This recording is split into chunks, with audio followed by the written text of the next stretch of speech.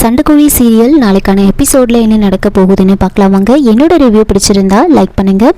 நந்தினியும் கிருபாவும் பேசிகிட்டு இருக்காங்க. என்ன ஆண்டி இது 3 ஃபேஸாக்கே அந்த உடம்பு தாங்குதுன்னா அப்போ நாம் அடுத்த முறை ஏதாவது பண்ணும்போது பெருசாக பண்ணணும் அப்படின்னு பேசிகிட்டு இருப்பாங்க.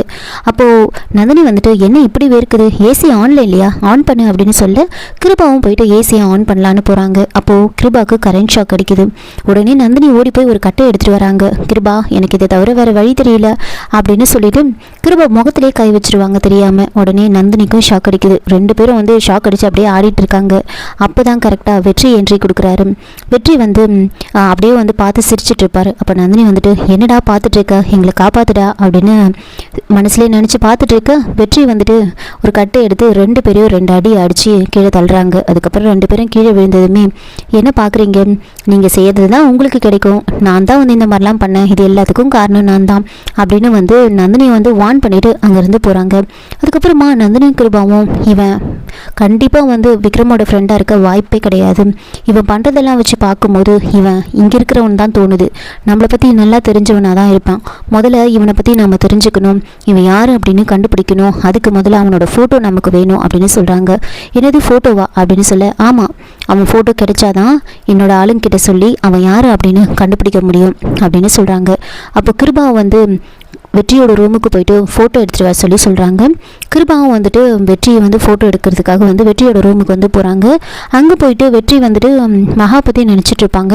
நாம் அவ்வளோ நேரம் கூப்பிட்டோம், ஆனால் அவங்க அதை கூட கவனிக்காமல் ரொம்ப யோசிச்சுக்கிட்டே போயிட்டு இருந்தாங்களே, கண்டிப்பாக விக்ரம் பற்றி தான் யோசிச்சிருப்பாங்க அப்படின்னு யோசிச்சுக்கிட்டு உடனே மகாவுக்கு கால் பண்ணலாம் அப்படின்னு யோசிக்கிறாங்க. அங்கே மகா விக்ரமோட ஃபோட்டோ வச்சுட்டு ரொம்ப ஃபீல் பண்ணிட்டு இருப்பாங்க. விக்ரம் நீங்கள் எங்கே இருக்கீங்க, எதுக்காக என்னை இப்படி தனியாக விட்டுட்டு போயிட்டீங்க, என்னை இப்படி பைத்தியக்காரி மாதிரி ஆக்கிட்டீங்களே அப்படின்லாம் ரொம்ப ஃபீல் பண்ணி எழுதிட்டு இருப்பாங்க.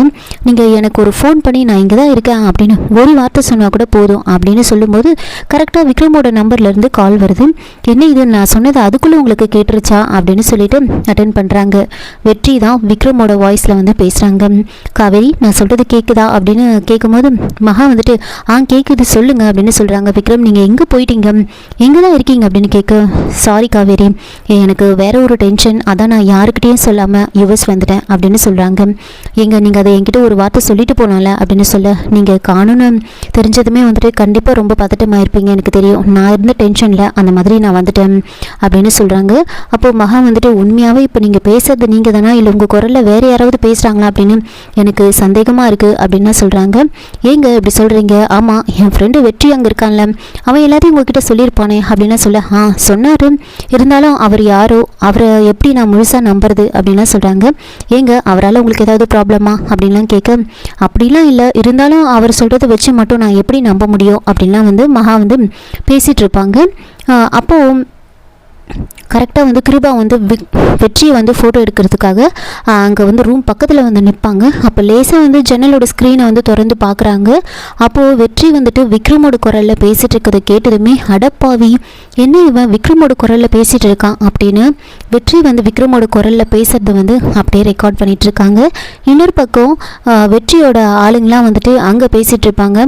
மாறன் எப்போ தான் வருவாங்க, அவர் இல்லாதனால எல்லாரும் அவங்க இஷ்டத்துக்கு ஆடுறாங்க அப்படின்னு சொல்லிட்டு இருப்பாங்க.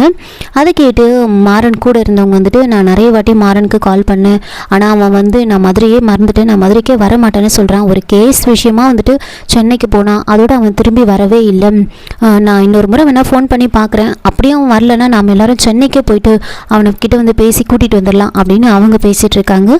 இதோட இந்த எபிசோடை முடிச்சிருக்காங்க. என்னோட ரிவ்யூ பிடிச்சிருந்தா லைக் பண்ணுங்கள், மறக்காமல் சப்ஸ்கிரைப் பண்ணுங்கள். தேங்க்யூ.